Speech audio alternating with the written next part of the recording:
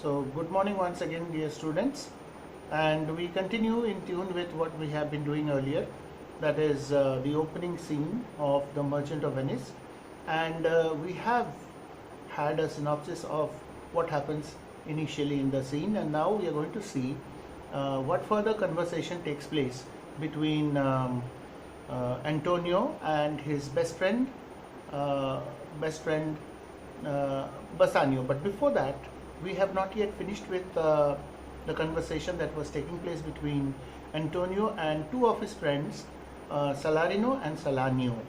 So, in tune with that, let's continue. So, as I had told you earlier, that this scene takes place in a street in Venice, and Antonio is looking sad, and two of his friends, Salanio and Salarino, are trying to cheer him up. Now, Salanio says that Antonio's melancholy or sadness is probably due to the tension that he has about his ships which are at sea, and he says that if he had such ships, then a major part of his thoughts would have occupied these ships. I mean, he would have been thinking constantly about these ships. He would be reminded of the stormy winds at sea and of the terrible damages that could possibly be caused to his ships if they faced any kind of storm or disaster. Here there is a reference of wealthy Andrew. You will see that side by side it has been explained also in your textbook. Wealthy Andrew. Andrew was a common name given to a big ship, generally the biggest in the fleet of ships, and it refers to basically a Spanish ship called Andrea, which was captured by the British sailors in the year 1596. It ran aground when it was being brought to England. So the British sailors had captured this Spanish ship in the sea, and they were trying to bring it to Britain, but on the way to Britain it capsized and it sank. So that happened in 1596. It's a real event. Now that's the reason why probably William Shakespeare, as I told you, the idea of this play, the basic storyline is borrowed from what has already happened in history or had happened in history long before Shakespeare's time, and this was a contemporary happening. William Shakespeare himself was active in the year 1596. In fact, he was in London and he was already writing his plays, and he was owning the Globe Theatres, and so this gave him an idea, and that's the reference he tries to use here. Instead of Andrea, he calls it Andrew. So since then, Andrew refers to a big cargo ship. Remember this? In the above lines, the given lines, that is the lines where Andrew has been mentioned, Salarino imagines that his rich cargo ship has been grounded. It has been grounded in the sand underneath the water, and the mast of the ship, that is the topmost part of the ship, that is the mast, from where the sails, you see, during those times the ships were all wooden ships and they used sailcloths, and that's how they sailed.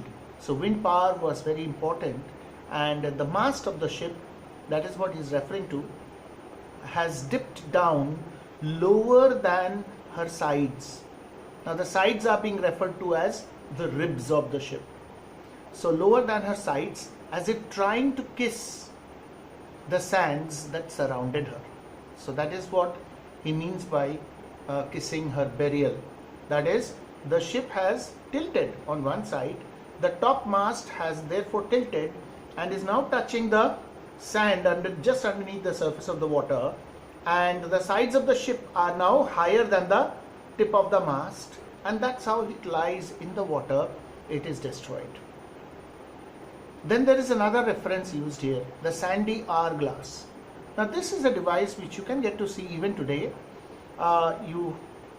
You have two reservoirs of glass, and then there is a capillary connecting them, and sand flows from one reservoir to another, and it takes a certain amount of time for the sand to flow from the upper sphere into the lower sphere, and then you turn it around.